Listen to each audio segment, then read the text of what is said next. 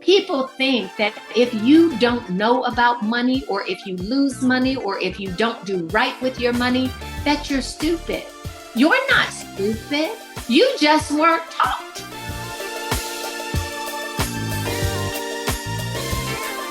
You are listening to the Redefining Wealth podcast with Patrice Washington. In today's episode, I sit down with the CEO and founder of Goalsetter. She says that if we're going to be better with money, we have to start closing the gap.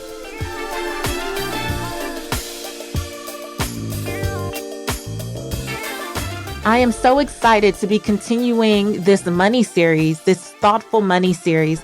And again, what I wanted us to do over these next several weeks, yes, in appreciation for Financial Awareness Month, but really just period, is become people who are more thoughtful around the conversations that we need to have about money. It's no longer a luxury. It's no longer something that we can maybe do when we get around to it.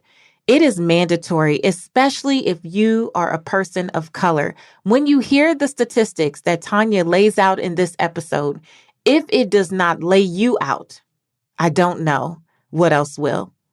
It is so imperative that we do our part to close the gap, to close the wealth gap, the financial education gap, the funding for women enterprises. Like all of these things come up in this conversation, and it's a deep one, but it's good.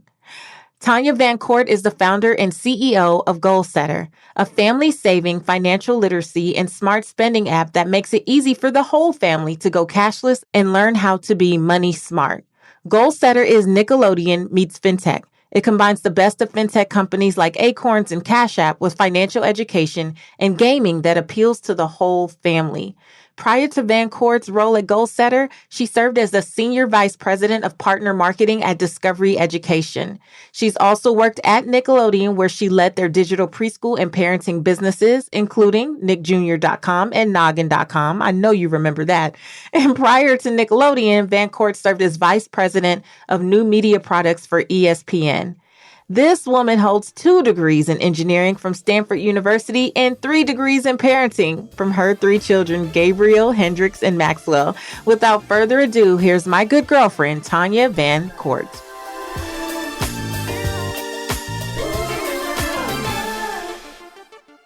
Welcome to the Redefining Wealth podcast, Tanya.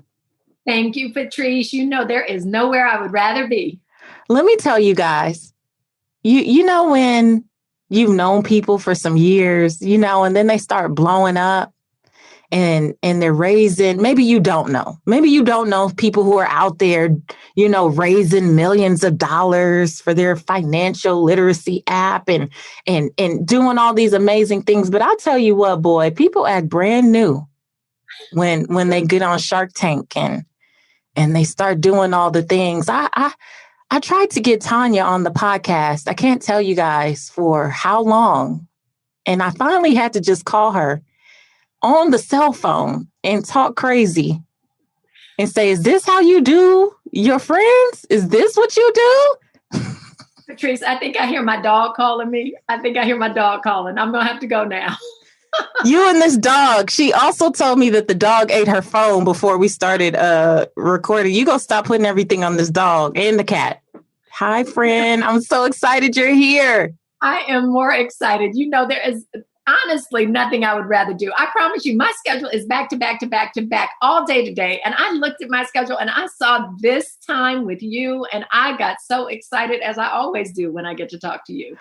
Tanya, I'm trying to understand why I like you so much. like we met at a conference, right, years ago now. Yeah. And I instantly, I felt like you were my friend, like my instant girlfriend. Why do I like you so much? Because we are kindred spirits, and because we both chase purpose, not money. Yes, we do. Just sweatshirt. I mean, it's just because, honestly, I really believe that we are sisters in this mission, and we care about people, and we care about the people we're serving. And so it was natural. It was like, I didn't want anything from you other than to help me help people. And I want to help you help people. And so, I think when you are a servant like that, you see that in other people, and you just, you want to be there on that journey with them. And that's how I feel about you. I am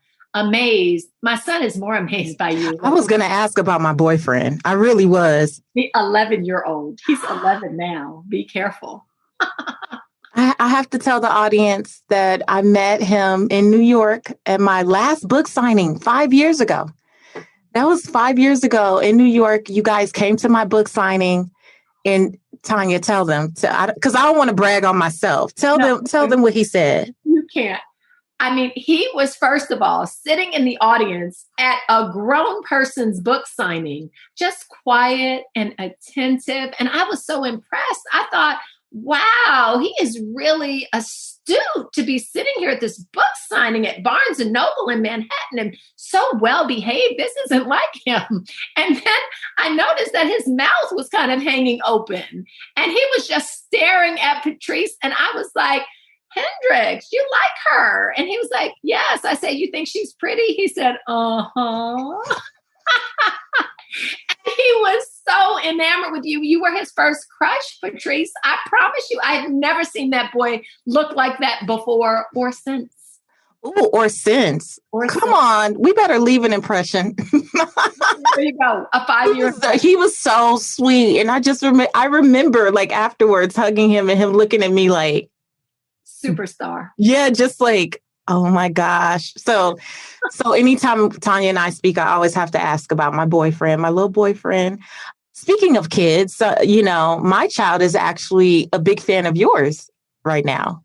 No. Oh, yeah. You are making my life. You are making me so happy. She's a big fan of yours because she has a Goalsetter account. I love it. Yeah. Yes, she does. She does her financial lit quizzes on her Goalsetter account. So you got to tell everyone about Goalsetter. This whole series is about thoughtful money for Financial Awareness Month. And I really wanted to have conversations with folks who are thoughtful about their approach towards finances. And one of the areas that I want us all to be more thoughtful about is in the way that we talk about money with the young people in our lives. You don't have to be a mother or father, but a kid. You've seen a child somewhere, right? And so how do we bring them into this more thoughtfully so they don't become like many of us, 30, 40, 50, 60, just now understanding some of even the more basic things around money? Well, the first thing that I would say, Patrice, is that to bring up a young person or influence a young person in a thoughtful fashion, you first have to forgive yourself and not expect yourself to be this money maven or this money mister, right? And the reason I say that is because society has not made it easy on us. Society has given us tools that benefit companies but don't benefit people. And I was in a group of 16-year-olds, and these were all 16-year-olds. They were about 50 16-year-olds who all come from backgrounds where they were in need. And I asked that group of 15-year-olds, how many of you has CashApp? And 48 of them raised their hands, Patrice. And so what that tells me? It tells me that when we say, hey, there are certain communities who are unbanked or who can't get access to fintech products. They can, but the fintech products that we are giving to them are fintech products that teach them to send money and spend money. And guess what?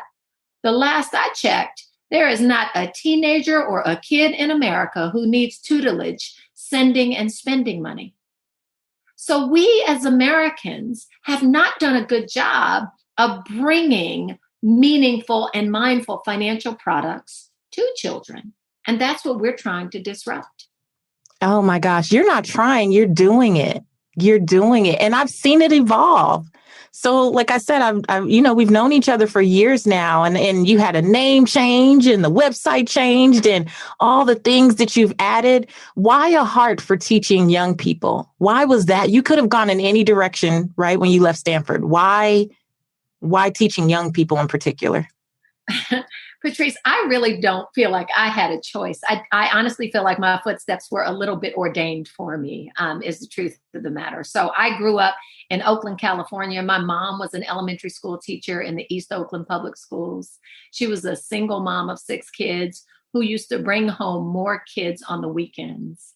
Wow. And when I say that, I am not lying to you. My sister texted me a picture a couple weeks ago of me and another little girl when I was little. And she was like, oh, look at you when you were young. So cute. And I said, well, who's this other little girl standing next to me? And she said, oh, I don't know. That was some little girl mommy brought home that weekend. And so, for me, I have always had the example of mothers and aunties and grandparents in my life who bridged gaps for other people and did so through education. Education was always paramount and primary in our family. So fast forward for me, I went to Stanford, got these 2 degrees in engineering. People would say, oh, wow, you're smart. You went to Stanford, you majored in engineering, not once, but 2 times. That's great. And then I was in my late 20s and I was working at a company that gave me a lot of stock. And it was in Silicon Valley. And so I had $1 million in stock and stock options in 2001. And I had no idea what a stock option was. I had no idea what to do with stock. No one in my family had ever owned stock, certainly had not talked about stock. And so I just left it there. And, my stock vested and I just left it there. And the stock went up and I just left it there because I didn't know what diversification was or asset allocation was or anything else. And then in 2001, the big technology bubble burst and I lost every dime of that $1 million in a matter of hours. Hours. I mean, I remember staring at my computer screen and feeling like I was in like Wonka world. I was like, what is going on? No, wait, no. It's going to turn around. What goes down must come up. Is that a saying? No, that's not a saying. So in that moment, I said to myself, you know what, Tanya, that was really stupid. I should have done something different. I still didn't know what I should have done different, but I knew I should have done something different. And I said, but I can't turn back the hands of time. All I can do is make sure this doesn't happen to my own kids. And so that's where it comes from. That's where Tanya, I don't think I remembered that story. I'm not sure if I've heard it. I know. I don't know if I told you. And the reason I tell that story so much now, Patrice, is because people think that if you don't know about money or if you lose money or if you don't do right with your money, that you're stupid. You're not stupid. You just weren't taught. Oh, and that is the lesson that emerged for me from that time in my life. No one in my career, no one who knew me in school, none of my friends would say, Tanya's not a smart person. But I wasn't smart about money because I didn't know. And if you don't know better, you can't do better. So that's why my passion around not just giving people a tool to let them trade or to let them interact and transact, giving them the tools to help them learn. Yeah. Oh my gosh. I'm so glad that you're telling that story now. I'm so glad. And this is what I always talk to my clients about when, I have loved you since I met you, but I have an even deeper connection because of that, right? Because I lost all my money, in the recession in 2007, 2008. And so sometimes it is, I think a lot of us don't necessarily tell those stories sometimes because I'll speak for myself. I thought it would take away from my credibility in what I was building. And I was like, I'm not going to tell. Yeah. And there's shame. You feel like, oh my gosh, I feel so ashamed of that decision or that lack of decision or that lack of knowledge. But I really believe that those times are the moments that we need to experience in order to fuel our purpose, in order for you and I to be servants in the way that we are. Because how can you serve people when you don't understand people, when you've never walked in their shoes, when you've never felt their pain or felt their worry or their fear or their insecurity, right? We felt all of that. We have felt all of that. And so you know what it feels like. So you know how to bridge that gap for them. Yeah. Oh, I love it. So tell me why you didn't bend towards then, I should do something to help young people getting out of college, why still was it children? And did you have this idea and start this before you even had children of your own? No, I didn't. So I said to myself, I wouldn't let my own children suffer that same kind of lack of knowledge and calamity. And I did not have children when this happened to me. And so fast forward many years, I think I didn't have kids until 5 years later. But when I had my daughter, Gabrielle, from the minute she was born, I mean, I'm surprised I didn't name her, Dollar Bill, because from the minute she was born, I started teaching her about money. And so when she was 4 years old, we would play the money game where I would have change in my pocket. I would pull it out of my pocket and I would say, if you can tell me what each coin is called, you can have it. And she would start fleecing me for my coins. And so then I said, well, this has to get harder. So I said, okay, well, if you can tell me what each coin is worth and what it's called, you can have it. And then she would start taking all my money. And then I would say, if you can add the coins up and tell me the total amount here, then you can have it. So it just got harder and harder. And so finally, I told her, look, if you can go and figure out how to raise $100, I will match that $100 and we'll open up an investment account for you. And she said, what's an investment account? And this is when she was 8 years old. And so I explained to her in little girl terms what it was and what it meant. And she got all excited. And she, I think, was really excited about that. I'll match you the $100. So she got all excited and she started doing work around the house. She started cleaning up and doing extra math work and things that she knew I would pay her to do. And she got to $30. And then her birthday rolled around and she said, Mommy, for my 9th birthday, I really only want 2 things. And I said, what's that? And I was relieved, right? Because our kids all have too much.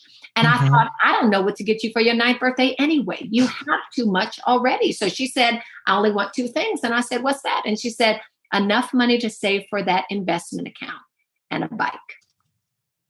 Yeah. And I thought, Patrice, in that moment, like I still remember the moment like it was yesterday. She is this little caramel colored child. She had these 2 puff ponytails on the side of her head. And I thought in that moment, wow, I did it. I got her to understand by the age of 8, the value of money and what an investment account is and to save for that and to make it a priority. But my immediate next thought was, if I can get every child to say that, I can change the world. I love it. I love it. I want to go back to the simplicity of the way you began to engage her around personal finance, because to your point, when a lot of us carry such shame and guilt or maybe embarrassment around some of our ups and downs with money, then we tend to think, I'm going to steer away from that conversation altogether. But the truth is, first of all, you know more than they do. So you definitely know. If nothing else, you can teach from what not to do, right? Just by having the conversation. But something as simple as acknowledging the value of the coins.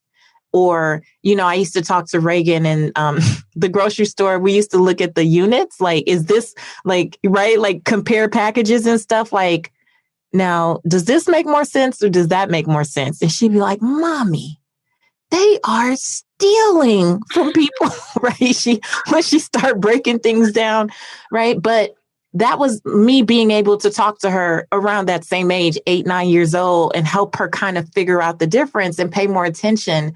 And those were good seeds. And it didn't take being America's money maven and America's fintech queen. Like, it doesn't take all that. It takes having conversation at the level where your kids are. Completely. I have another thing that it takes that's even simpler, Patrice. It takes saying no. Oh, come on. See, y'all know this, my friend. Go ahead, friend.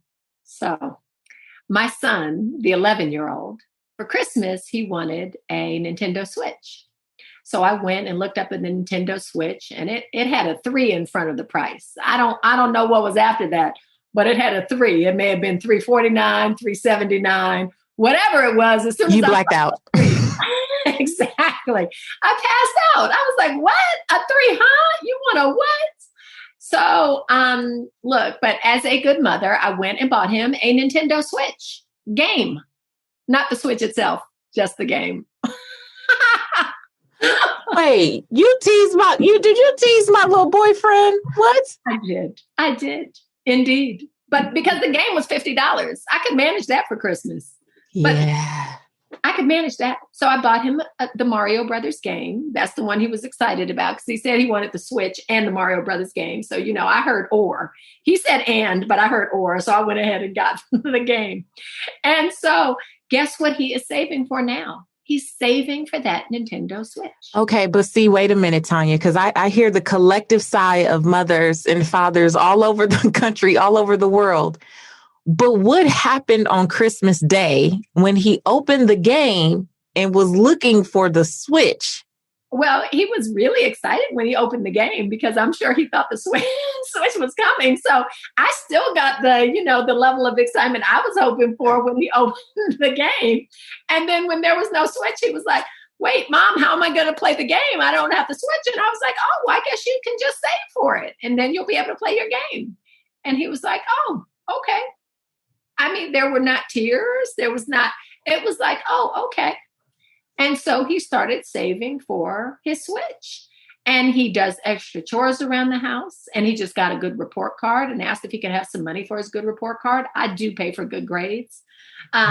So I gave him some money for his good report card and he's saving for it. And he is learning the power and the value of delayed gratification. Yeah. And goal orientation and what it feels like to save for a goal and reach that goal yourself, which is amazing. He's learning all of that. Which is something that a lot of adults don't know, to be honest, right? We don't really know in many environments the concept of delayed gratification. It's like, it's my money and I want it now. I'm going to do what I want now. I'll think about tomorrow. I'll think about next year when I get there. I'm just going to get what I want now and then hope for the best later. And I love that you're teaching that principle about it starts with no. What do you say to parents who are like, but Tanya, you don't understand. I didn't grow up with a lot and all I've wanted to do was make sure that my kids always have everything I never had. And I couldn't imagine saying no. They're good kids.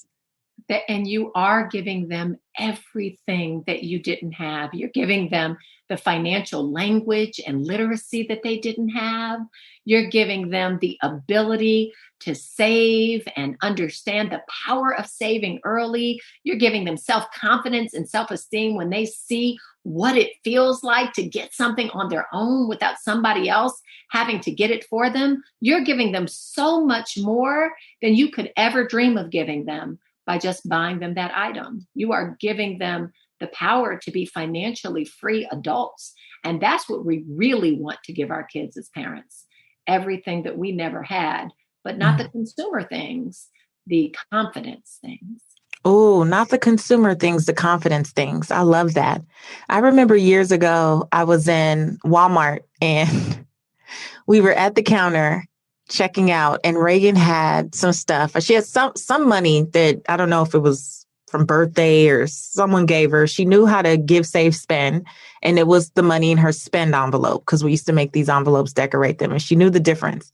And she had her spend envelope, but she didn't quite factor in tax. And she had a couple too many things. So we're at the counter and I'm like, well, you have to make a decision. Yes, you do. And the woman behind me, I've told this story before, was like, oh my gosh, I will give this baby $5. Who does that? And I turned and looked at this lady. I said, that's not the real world. In the real world, you have to make decisions about what's necessary right now and what's not. This is my lesson, ma'am. Yeah. I definitely don't need your $5. I need you to kick back and let me teach my lesson. But she was acting like I was the worst mother in the world because I was trying to teach my daughter a lesson. And you know what, Patrice? This is why I'm so glad I wasn't there with you, because I would have turned to her and said, I am so glad you are providing the money to cover my overages because I have $50 of extra stuff that I'd like to get myself. And I don't want to make a decision. So can you cover my $50 too? If that's the way the real world works, just cover my 50 too. Mm-hmm. But if you're not going to cover my 50, then you shouldn't cover my daughter's 5. because you're going to teach her that when she grows up, somebody is going to always be there flanking her in the back of her in line to cover what she doesn't have. And that's not the lesson I'm trying to teach her. So either give me 55 or let me go ahead and have her put something back. I know, that's right. But but it's true. Like, we have to teach our children these lessons that the world isn't going to teach them, because the truth of the matter is we are in an America where there are only 13 states in our union that require personal finance classes for kids to graduate from high school. Isn't that insane? Yes, but if the world isn't teaching that woman behind you, and it's not teaching the majority of Americans, then those are the people who are going to teach Reagan if you don't. And so we have to be diligent about teaching our kids. It's not happening in schools. It's not happening outside of our home. And so we have to be. And it's the one thing we all need, no matter what you choose as a career path. So how is it not a staple subject? It should be. I should have personal finance. I believe, this is me. Yes. Before I have astronomy. This is me. Now, if you want to go into astronomy or these things, absolutely, you need to. But why did I have that and not personal finance? Why do I know the periodic table and I don't know what the difference between a stock and a bond is when I'm graduating from high school, right? But I know the difference between helium. Elements. Yes. And nitrogen, and I know the abbreviation for each. Surely at least that time could have been spent. To your point, 100% of people in this country need personal finance. Only 10% of people need to know that periodic table. It's, I'm definitely not in the 10%, friend. I can tell you now. I did enough memorization for it to last to get through AP chemistry. Haven't looked back. Oh, see, but you got the AP chemistry. That's impressive.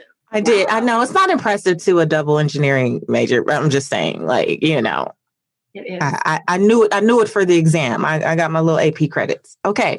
So you have been doing really amazing work around education in this area this year already. So back in February, you were busy. Can you just share? Because I want people to follow you and to know the power of what you're doing with Goalsetter. So, yes, back in February, we were so busy, but in such a good and extraordinary way. We kicked off a campaign called Drafted. The goal of Drafted was to get 1 million Black and brown kids in particular saving.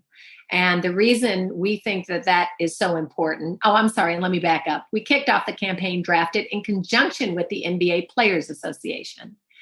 And so our goal is to get 1 million Black and brown kids saving. And why is that our goal? Well, because by 2053, African Americans are projected to have a negative net worth, and Latinos are only 20 years behind. And so we think about that as a curse that we need to reverse. And we need to reverse that curse by getting every kid in America a savings account. And why do we think that will help reverse the curse? Because kids who have savings accounts in their name are 6 times more likely to go to college and 4 times more likely to own stocks by the time they're 25 years old. So if we can wave a magic wand, get every kid in America a savings account today. So everyone who's listening, that means your kid, your grandkid, your godchild, your niece, your nephew, then those kids don't have to be walking towards a negative net worth. Those kids can know early on how to build a positive net worth and how to build generational wealth. And so that's what we kicked off in February. We kicked it off. Oh, and by the way, I'm sorry, I have to share one more statistic that's super important here, because a lot of times people hear that statistic about 2053 and they say, oh, those poor other folks in my community or in that community, right? So here's this other statistic that I need to share that everyone needs to pay attention to. 70% of middle-class African Americans are projected to have a child that falls out of the middle class in their lifetime. Wait a minute. You heard me. Say that again. 70% of middle-class Black Americans are projected to have a child that falls out of the middle class in their lifetime. I didn't know that statistic, Tanya. I'm happy to cite the reference and share it with you afterwards, Patrice. Yeah, I did not know that statistic, but let me tell you something. It doesn't surprise me. Patrice, And I hate that it doesn't surprise me. That's Reagan and Gabrielle and Hendrix. These are our children. If we don't teach our children about how to retain the wealth that we have created, how to grow it, how to preserve it, they will take 3 steps back. And it is frightening to me. You know what's frightening? In the work that I've done and folks that I've worked with personally is the extent to which parents will go to provide a level of comfort for their children so that they never experience a hurdle. That's like, right. I think it's beyond the helicopter parent. I think they call them, where they're just always hovering around. Like, I was speaking for Paul Mitchell Schools pre-COVID for probably 18 months. And I would go into the schools all over the country, and there's a wide range of folks, but a lot of the people there are just fresh out of high school, 18, 19, 20. And the number of times I would hear from educators there that parents would come in to discuss things for the 19, 20, 21-year-olds. And I'm like, but what do you mean? If they didn't like a grade, the parent would come in and try to get with the teacher. If they didn't like something, or if they weren't happy about something, they could not themselves articulate and have a conversation and be their own advocate. Their parent was coming in. And I'm like, well, how is that preparing them for the real world? Like, when they go get a job, when you're negotiating your salary, do you think your mom's gonna come and that somebody's gonna let her come and talk to, like? Absolutely. No, that's right. I have actually had colleagues who have told me that parents have written in and said, why didn't my child get a promotion yet? Excuse me? You heard me. For kids who were fresh out of college and had been at a job for 9 months and expected to get a promotion after 9 months, I've had a parent write in and say, I'm writing in on behalf of X. Why haven't they gotten a promotion? Yes. Let me tell you, the entitlement that comes with this participation ribbon generation is definitely going to lead us to take several steps back if we don't pull it together. No, like we have to do the work, to your point, to pull this together, to allow our kids to be their own advocate, to allow them to understand these terms, have some familiarity with it, which I love. So when, Reagan has Goalsetter, right? So I see her like, okay, because what I love about Goalsetter is that the references are like Biggie, Jay-Z, they're very pop culture, like they're hip hop references. So she knows everything, right? Like, so she can, even if she doesn't quite understand, she'll come back. She might get it right, but then she'll be like, okay, I want to look this up because I didn't understand. I got the reference, but I wasn't 100% certain, but it got her mind thinking.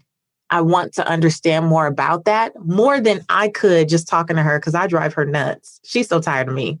I've been money making her whole life, 10 years out of her 13. She's so tired of me. But to have something that allows her to create, like to have her own interest in this space without it always having to come from me, is really nice, because I know that at some point with me, it's like womp, womp, womp, womp.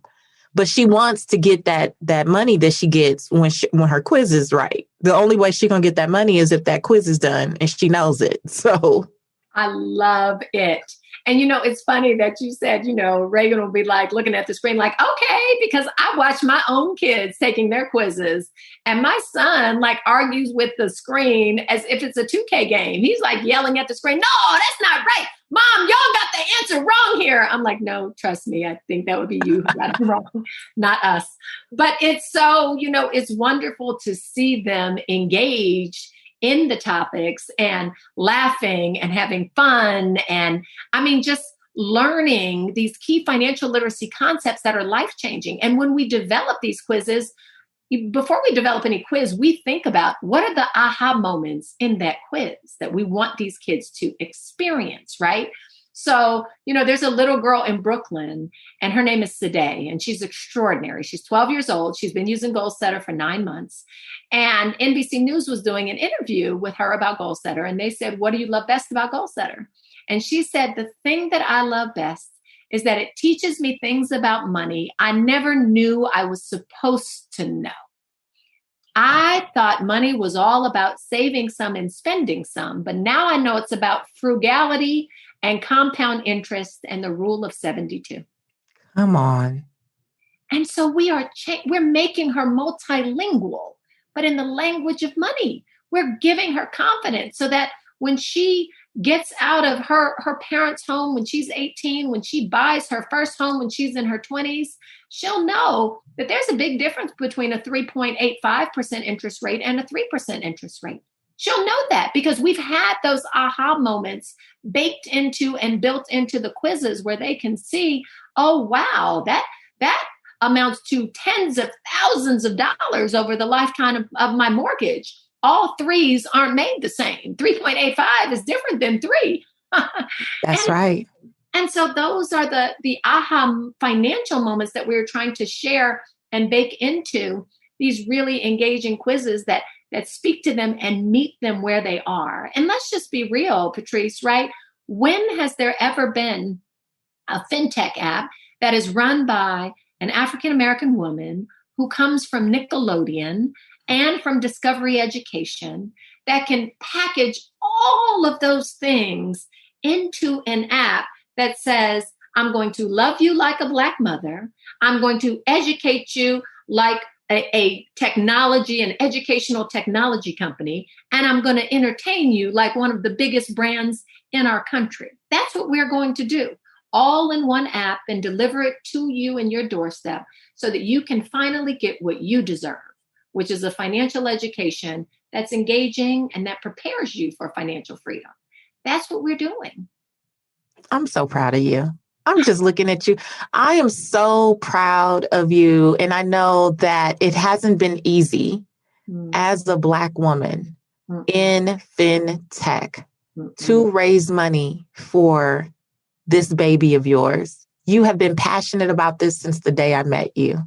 And for all of the hurdles that you've had to jump over, crawl under, kick to the side, and that you still are doing.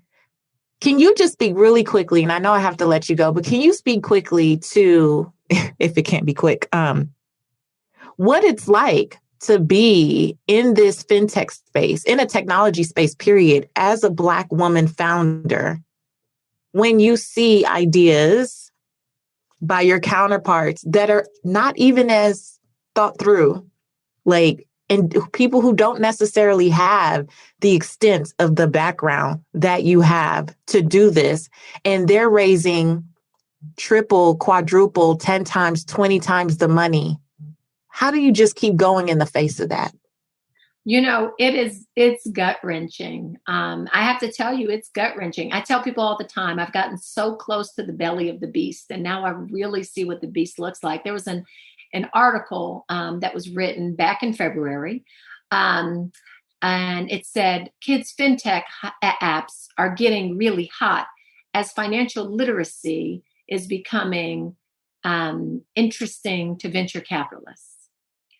And that article in particular, right? There were 5 kids fintech apps and companies that were cited. 4 of them were white male-led companies. I was the only one that was led by a woman. I am the only one that is led by a person of color. And all of the other 4 have raised between $50 million and $250 million. And we've raised 6. Tanya. So, yeah. And by the way, and none of them has financial literacy or financial education embedded in them. None of them. And so here we are with a product that is literally leaps and bounds ahead of what our competition offers. And we've gotten significantly less money in this venture capital marketplace. And it is gut wrenching because what it means, it's a window into America for me, right? If you don't fund Black woman-led companies, they can't bring products to market that uniquely serve Black and brown constituents in a way that they've never been served and help them to close the wealth gap for the next generation in a way that no one else has been able to. So we just starve the companies. And if we starve the companies, then we starve the communities. And we continue to have the chasm that we have created over the course of America. And that's the gut-wrenching part. This isn't just about Tanya. It is so little of this is about Tanya, right? I could have stayed in corporate America and made far more money than I've made over the past 5 years. You know that, Patrice. This is not about me. This is about giving life and voice to communities that deserve to have this product and who deserve to be able to understand wealth and building wealth in a way that no one has ever taught them before. And so that's why I keep going, right? That's why I am passionate and driven and committed and gritty, because, I stand in these shoes that are very privileged shoes where I get to serve our communities, but I also stand in these shoes that not many people could stand in, right? I had a career where I made money, and so I've got money tucked away. And so you can starve me of capital for 4 years. I'm going to keep going. I will find a way, and I will keep going, right? I am standing in these shoes where there are not many other people who have 2 Stanford degrees in engineering. So when you give me that as a criterion, check, I've met your criterion, right? So I will keep fighting because I know that I am uniquely designed and positioned to keep fighting in this space. And if I don't, it's going to be very hard for someone to come behind me and serve these communities in the way that I want them. And I know that they need to be served. So that's why I said in the beginning, Patrice, when you said, why do you do this? And I feel like I'm a little ordained. Like I feel like these are the footsteps that have been ordained for me in order to help folks who need help. So that's it. How can we support as a community? Because I'm listening to you, and I don't know why I feel so emotional. To your point, it's beyond the fact that I just genuinely love you as a person, but just your heart for why you keep showing up and why you keep going, and just the disparity. It's gut-wrenching.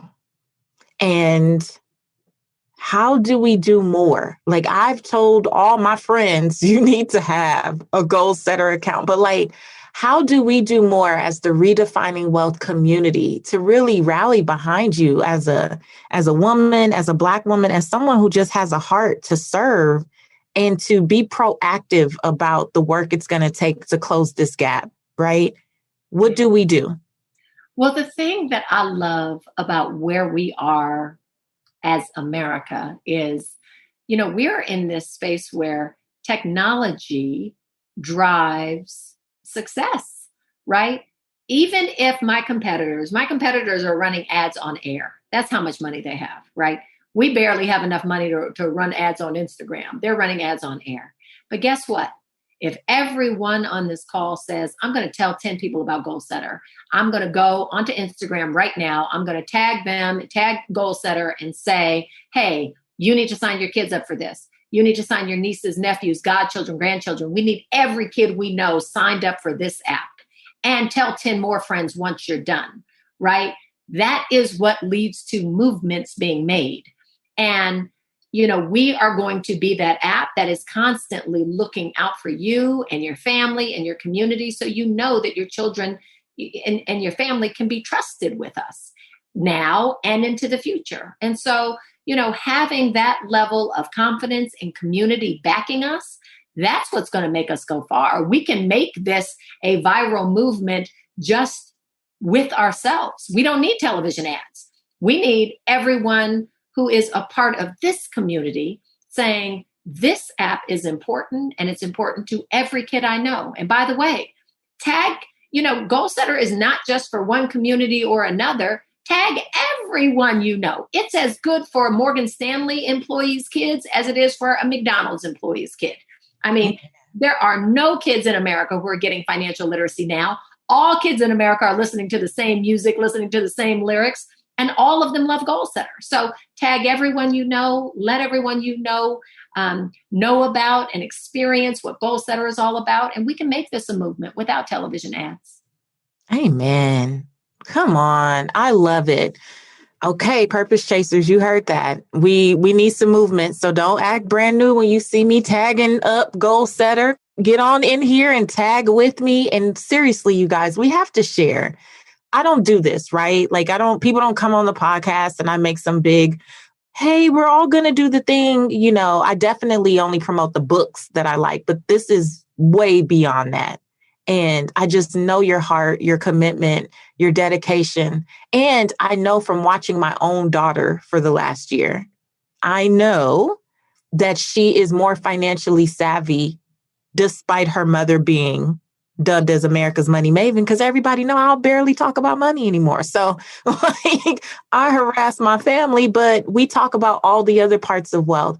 But what she's learned over the last several months, Tanya, I tip my hat to you, because if it were not for the way Goalsetter was set up, she would have deleted that app, disengaged, been uninterested many, many months ago. But the fact that I keep seeing her tune back in and reminding me, you owe me money, do it on my Goalsetter app. She's trying to get her card right now. So now she wants her card. That is a testament to what you've built. And I am so incredibly proud of you. And I just, man, we got to support. And beyond the podcast, girl, we need to do more on social media. I don't know what we need to do, but I know that you always have me and my platform for however we can support. Thank you. I appreciate you so much. You know that. I love you. I love what you do. I'm grateful that we have your support, because that says a lot. I know that you don't just support any old thing out there. So, I'm funny like that. I'm well aware. And so having your support, having Reagan's support, it speaks volumes. And those are the stories, by the way, Patrice, during those 5 years, those are the stories that keep me going. I'm just to tell you, I want to read one last message to you before we sign off that I just got today. I think what y'all are doing is great. I'm a father of 3. I served 8 years in prison and have been home a little over a year now. I wish I would have had someone in my life who taught me about financial literacy earlier in my life. I just want to help my girls get a better start than I had in life. Yeah. And those are the messages. That's the emotional currency that keeps you fighting, keeps you moving forward. When you get those emails, the DMs, the notes, and you know that it's making a difference. Absolutely.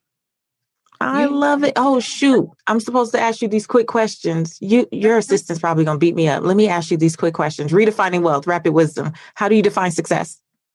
I define success by living your purpose, finding your purpose, and walking closer and closer to where you are meant to be every day, every month, every year. See, this is my friend. Okay. How do you define wealth in 3 words or less? Being financially free. What's one book that has helped you redefine wealth? I hate to tell you, Patrice, but the last book that I read was your book that I picked up at your book signing, because I don't have time to read. And so that book is the one book that has helped me to redefine wealth. And you know that. Listen, if it's Real Money Answers for every woman, what can we say? It just is what it is. It is literally Real Money Answers for every woman. And it's for every woman, including, as you said, the mother out here who is trying to get her own things in order and teach her own kids about it. It doesn't mean that you have everything mastered just because you're working in the money space. And so yes. What I love about Real Money Answers is you speak to all of us. And so that absolutely helped me. And it helped my son to find a girlfriend. Yes, it did.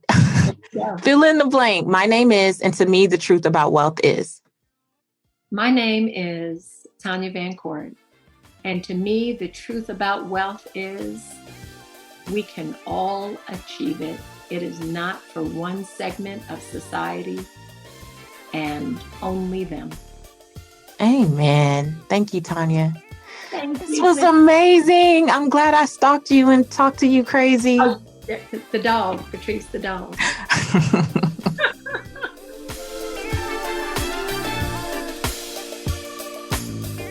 Okay, was that not such a great, yummy, phenomenal conversation? I feel so blessed to know Tanya and to know her heart, her character, and the work that she is doing to close the gap Again, it's closed the gap in financial education. It's closed the gap in just wealth generation and in this whole concept of women, especially women of color who are raising money for their ventures.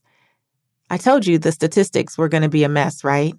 Yeah. And that means that we all need to be more thoughtful about who we're investing in, what we're investing in, how we're showing up for these conversations around money. We must all be thoughtful.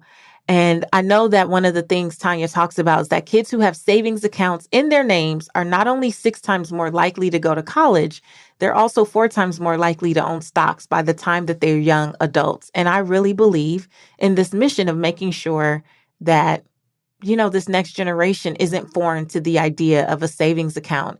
So I've been talking to Tanya about what we can do as purpose chasers in this community. I have some info in the show notes if you want to get involved. I'm going to be talking more about this in our Redefining Wealth Facebook group. But I think as purpose chasers, I would love for us to come together and invest in children who may not otherwise be able to get a savings account. Like, what can we do? She's doing a lot of initiatives with the NBA and the NFL, but I think purpose chasers are just as powerful, don't you? So when you see me talking about it in social, when you get the emails from me, when you see me posting about this, this woman's voice, what she's up to, and she needs our support.